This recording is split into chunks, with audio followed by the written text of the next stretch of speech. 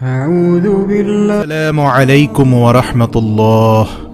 সুপ্রিয় আলোর পথের দর্শক মণ্ডলী, আশা করি মহান আল্লাহ রব্বুল আলামিনের অশেষ মেহেরবানি ও দয়ায় আপনারা সবাই ভালো আছেন। প্রিয় দর্শক, আজকে অনেক গুরুত্বপূর্ণ একটি বিষয় নিয়ে আলোচনা করব। আজকের বিষয়টি হলো তৃতীয় বিশ্বযুদ্ধ এবং ইমাম মাহদী আলাইহিস সালাম। আজ পর্যন্ত পৃথিবীতে প্রায় 15,000 ইমাম মাহদী আলাইহিস সালামের আবির্ভাব ঘটেছে। নাউযু বিল্লাহি মিন যালিক। আমাদের পূর্বের বিভিন্ন বুজুর্গগণ আজ থেকে প্রায় 500 বছর আগে কিতাব লিখে গিয়েছিলেন যে আর বেশি দিন নেই, ইমাম মাহদী আলাইহিস সালাম আসার সময় হয়ে গেছে। কিন্তু এই পর্যন্ত 500 বছর চলে গেল। আমাদের দেশে কিছু কিছু মানুষ আছে যারা ইমাম মাহদী আলাইহিস সালাম আসবে এই জন্য তাদের কাজকর্ম ছেড়ে দিয়ে অপেক্ষায় আছে যে ইমাম মাহদী আলাইহিস সালাম আসবেন এবং আমরা তার সাথে সংযুক্ত হব এবং সারা পৃথিবী আমরা জয় করে নেব। এটা বেশ ভালো কথা। ইমাম মাহদী আলাইহিস সালাম অবশ্যই দুনিয়াতে আসবেন। বুখারী ও মুসলিম শরীফে এই বিষয়ে সুস্পষ্ট হাদিস রয়েছে। কিন্তু অন্যান্য প্রসিদ্ধ কিতাবে ইমাম মাহদী আলাইহিস সালামের আগমন সম্পর্কে অনেকগুলো হাদিস বর্ণিত আছে। ইমাম মাহদী আলাইহিস সালাম আসার আগে পৃথিবীর পরিস্থিতি আরো নাজুক হবে এবং মুসলমানদের পরিস্থিতি আরো কঠিন এবং ভয়াবহ হবে। আজকে আমরা মুসলমানদের অবস্থাগুলো দেখতে পাচ্ছি। পৃথিবীর পূর্ব থেকে পশ্চিম, উত্তর থেকে দক্ষিণ, চতুর্দিক থেকে মুসলমানরা নির্যাতিত, নিপীড়িত। যে সিরিয়া, শাম সম্পর্কে বিশ্বনবী দোয়া করে বলেছিলেন, আল্লাহুম্মা বারিক লানা ফি শাম। অসংখ্য পয়গম্বর যে সিরিয়ার শামে এসেছিলেন, আজকে সেই সিরিয়ার অবস্থা ভয়াবহ। এছাড়াও বর্তমানে সারা পৃথিবীর অবস্থাও ভয়াবহ। বিশ্বনবী সাল্লাল্লাহু আলাইহি ওয়াসাল্লাম বলেছেন, ততক্ষণ পর্যন্ত পৃথিবীতে কিয়ামত হবে না যতক্ষণ পর্যন্ত 5টি যুদ্ধ না হয়।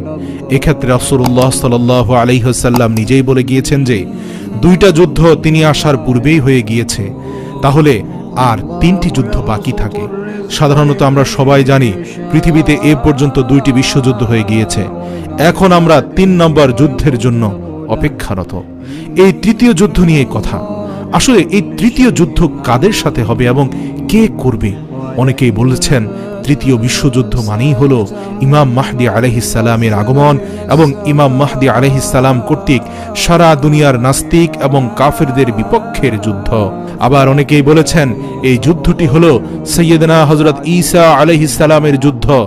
আর বর্তমান বিশ্লেষকগণ বলেন তৃতীয় যুদ্ধটি হলো বিশেষ করে যুক্তরাষ্ট্র, রাশিয়া, ইরাক, ইরান এবং সারা পৃথিবী জুড়ে যে যুদ্ধটি হবে সেটি। বিশেষজ্ঞগণ বলেন এই যুদ্ধটি হবে পারমাণবিক অস্ত্রের যুদ্ধ। এখন তো সাধারণত মিসাইল, আত্মঘাতী বোমা হামলা, বিভিন্ন ধরনের যুদ্ধ হয়ে থাকে, কিন্তু ওই যুদ্ধটি হবে পারমাণবিক অস্ত্রের যুদ্ধ। যে যুদ্ধে পৃথিবীর প্রায় 1/3 মানুষ মারা যাবে এবং সেই সাথে পৃথিবী থেকে অনেক ধরনের প্রাণীও বিলুপ্ত হয়ে যাবে। প্রিয় দর্শক, আবার অনেক আলেম ওলামা বলছেন পারমাণবিক যুদ্ধ নয়, সেটি হবে এক মহামারী ভাইরাসের যুদ্ধ। ইতিমধ্যে করোনা ভাইরাস পুরো বিশ্বকে আতঙ্কিত করে রেখেছে। প্রতিটি দেশ এখন বড় ধরনের বিপর্যয় এবং গণমৃত্যুর অপেক্ষা প্রহর গুনছে। এটি যেন কোনো অংশে একটি বিশ্বযুদ্ধ থেকে কম নয়। অনেক গবেষণায় পাওয়া যায় সে সময় প্রায় সকল ধরনের প্রাণী বিলুপ্ত হয়ে যাওয়ার সম্ভাবনা থাকলেও একটি প্রাণী জীবিত থাকবে। সেই প্রাণীটি হলো তেলাপোকা। তাহলে বোঝা গেল আজকে পৃথিবীর যে পরিস্থিতি, তার ফলে তৃতীয় বিশ্বযুদ্ধ হতেই পারে। এই তৃতীয় বিশ্বযুদ্ধ কখন শুরু হবে, কিভাবে হবে, তখন ইমাম মাহদী আলাইহিস সালাম পৃথিবীতে আগমন করবেন এটি আমরা নিশ্চিত, কিন্তু দিনক্ষণটি এখনো নিশ্চিত নয়। বিশ্বনবী হযরত মুহাম্মদ সাল্লাল্লাহু আলাইহি ওয়াসাল্লাম অন্য একটি হাদিসের মধ্যে বলেছেন, হযরত ইমাম মাহদী আলাইহিস সালাম এর আবির্ভাব ততক্ষণ পর্যন্ত ঘটবে না যতক্ষণ পর্যন্ত পৃথিবীর 1/3 মানুষকে হত্যা করা হবে এবং তখন পৃথিবীর 1/3 মানুষ জীবিত থাকবে। অবশ্যই রাসূল সাল্লাল্লাহু আলাইহি ওয়াসাল্লামের হাদিস নিঃসন্দেহে সঠিক এবং বর্তমান আমরা এগুলো ঘটার উপক্রম এবং প্রস্তুতি চোখের সামনেই দেখতে পাচ্ছি। করোনা ভাইরাস দিয়েই যেন এই সংকট এবং বড় ধরনের বিপর্যয়ের সূত্রপাত হয়ে গেল। এবং বুখারীর হাদিসে পাওয়া যায় রাসূল সাল্লাল্লাহু আলাইহি ওয়াসাল্লাম বলেছেন ইমাম মাহদী আলাইহিস সালাম এর আগমনের পূর্বে ফুরাত নদী শুকিয়ে যাবে। অর্থাৎ তৃতীয় বিশ্বযুদ্ধ হবার আগে মানুষ কি নিয়ে যুদ্ধ করবে তা হলো এই ফুরাত নদী শুকিয়ে যাবে এবং ওইখান থেকে একটি স্বর্ণের খনি বের হবে। এই স্বর্ণের খনি আত্মসাৎ করার জন্য মানুষ একে অপরের সাথে যুদ্ধ করবে। তার ফলে 1/3 মানুষ মারা যাবে এবং 1/3 মানুষ পৃথিবীতে জীবিত থাকবে। ইমাম মাহদী আলাইহিস সালাম পৃথিবীতে আগমনের পূর্বে আরও কয়েকটি আলামত আছে। তার মধ্যে একটি হলো রমজান মাসে এক বিকট আওয়াজ হবে এবং এই বিকট আওয়াজের ফলে 70,000 মানুষ অন্ধ হবে, 70,000 মানুষ বিকলাঙ্গ হবে, 70,000 মানুষ বধির হয়ে যাবে এবং 70,000 মানুষ বোবা হয়ে যাবে।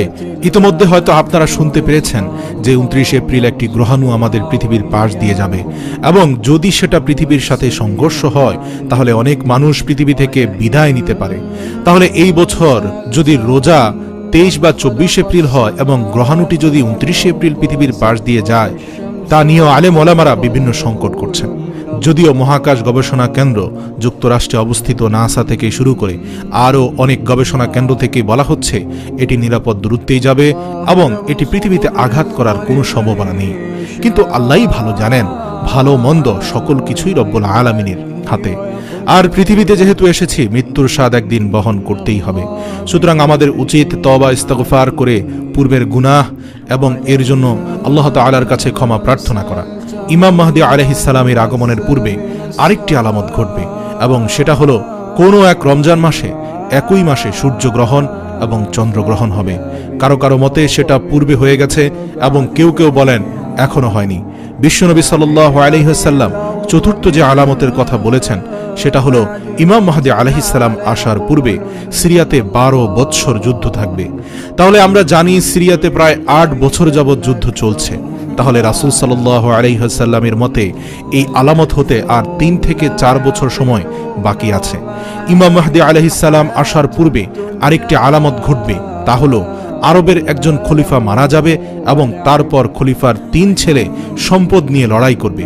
অবশেষে তাদের 3 জনের মধ্যে কেউই খলিফা হতে পারবে না। আমরা জানি বর্তমানে আরবের সর্বাধিক রাজনৈতিক সংকটময় পরিস্থিতি বিরাজ করছে। মোহাম্মদ বিন সালমান একের পর এক অবৈধ কাজগুলো নিঃসংকোচে করে যাচ্ছেন। আমরা জানি বর্তমান প্রিন্স হলো সালমান বিন আব্দুল আজিজ এবং ক্রাউন প্রিন্স হলো তার ছেলে মোহাম্মদ বিন সালমান। তার আগে ক্রাউন প্রিন্স হিসেবে দায়িত্বরত ছিল প্রিন্স নায়েফ, কিন্তু মোহাম্মদ বিন সালমান বিভিন্নভাবে তাকে সরিয়ে দিয়েছে। তাহলে আমরা দেখতে পাই হাদিসের বর্ণনা অনুযায়ী সালমান বিন আব্দুল আজিজ হলেন সেই খলিফা এবং তার 3 পুত্রও রয়েছে। এবং এর থেকে আমরা বুঝতে পারি সালমান বিন আব্দুল আজিজ মারা যাওয়ার পর ইমাম মেহদী আলাইহিস সালামের আগমন ঘটবে। এর আবির্ভাব ঘটার পূর্বে আরেকটি আলামত ঘটবে, সেটা হলো হজের মৌসুমে হত্যা যুদ্ধ চালানো হবে। আমরা যদি লক্ষ্য করে দেখতে পাই তাহলে আজকে কিন্তু আরবের অবস্থা কিছুটা এরকম এবং এগুলোই হচ্ছে ইমাম মাহদী আলাইহিস সালাম আসার পূর্বাভাস। ইমাম মাহদী আলাইহিস সালাম আসবেন, এসে তিনি জামজাম এবং হাতিমে কাবা এর মাঝখানে দাঁড়াবেন। ওনার চেহারা সম্পর্কে বিশ্বনবী সাল্লাল্লাহু আলাইহি ওয়াসাল্লাম বলেছেন ওনার কপাল খুব চওড়া হবে, নাক খাড়া হবে, ওনার চেহারা একেবারে উজ্জ্বল হবে না, মাঝামাঝি হবে। উনি অতি লম্বা হবেন না এবং অতি খাটোও হবেন না। উনি যখন সবার সাথে দাঁড়াবেন তখন ওনাকে সবার থেকে বড় দেখা যাবে, যা রাসূল সাল্লাল্লাহু আলাইহি ওয়াসাল্লামের ভেতরেও ছিল। উনি অতি সুস্বাস্থ্যবান হবেন না, মাঝামাঝি অবস্থায় থাকবেন। আল্লাহ পাক রব্বুল আলামিন যত পয়গাম্বর দুনিয়াতে পাঠিয়েছেন সেই পয়গাম্বরকে ওই জামানার সবচেয়ে সুন্দর বানিয়ে পাঠিয়েছেন। সুবহানাল্লাহ। রাসূলুল্লাহ সাল্লাল্লাহু আলাইহি ওয়াসাল্লামের যত আওলাদ দুনিয়াতে আছে তাদের সকলের চেহারা সুন্দর। ইমাম মাহদী আলাইহিস সালামের নাম কি হবে? বিশ্বনবী সাল্লাল্লাহু আলাইহি ওয়াসাল্লাম বলেন তার নাম হবে মুহাম্মদ, আমার নামে নাম। এবং আরো গুরুত্বপূর্ণ তথ্য দিয়েছেন রাসূল সাল্লাল্লাহু আলাইহি সাল্লাম। তিনি বলেন তার বাবার নাম আমার বাবার নামের মতো আব্দুল্লাহ হবে, তার মায়ের নাম আমার মায়ের নামের মতো আমিনা হবে। হযরত ইমাম মাহদী আলাইহিস সালাম যখন আসবেন তখন তিনি মদিনা থেকে মক্কায় আসবেন এবং মানুষ তার নিকট হাতে হাত রেখে বায়াত হতে যাবে এবং মানুষ তাকে দেখেই চিনে ফেলবে এবং বলবে এই হলো আমাদের নেতা।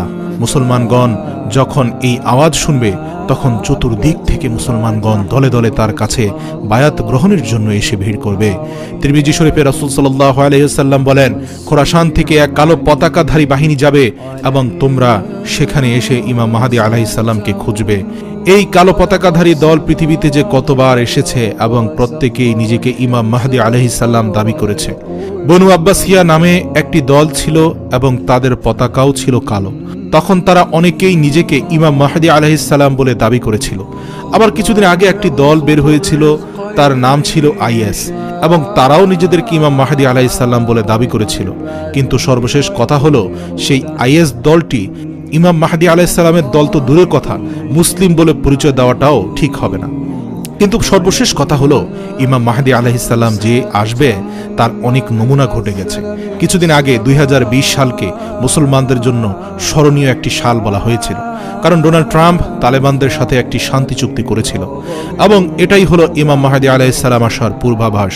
কেননা বিশ্বনবী সাল্লাল্লাহু আলাইহি ওয়াসাল্লাম বলেছেন, আমার উম্মতের মাঝে এমন একটি দল থাকবে যে দলগুলো কিয়ামত পর্যন্ত অপশক্তি প্রয়োগকারী দলগুলোর উপর বিজয়ী হবে। দেখুন, তালেবানদের অনেক চেষ্টা সাধনার পর কিন্তু তাদের কাছে আমেরিকা হার মানতে বাধ্য হয়েছে, তাদের ধ্বংস করতে পারেনি। এমনকি ব্রিটিশ, রাশিয়া এবং সর্বশেষ যুক্তরাষ্ট্র পর্যন্ত পরাজয় বরণ করেছে। তালেবানদের ধ্বংস করে দিতে চেয়েছিল, কিন্তু অবশেষে তারা শক্তি সমর্থ হারিয়ে আপোষ করতে বাধ্য হলো।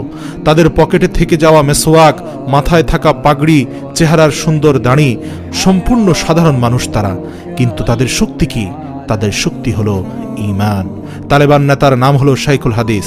তিনি সারা বিশ্বে মানুষদের সামনে এ কথা প্রমাণ করেছেন যে তারা জঙ্গিবাদ নয়, বরং শান্তিপূর্ণ এবং সভ্যতা, সহনশীলতা এবং বিভিন্ন ধর্মের মানুষের সাথে সৌহার্দ্য সম্প্রীতিতে বিশ্বাসী।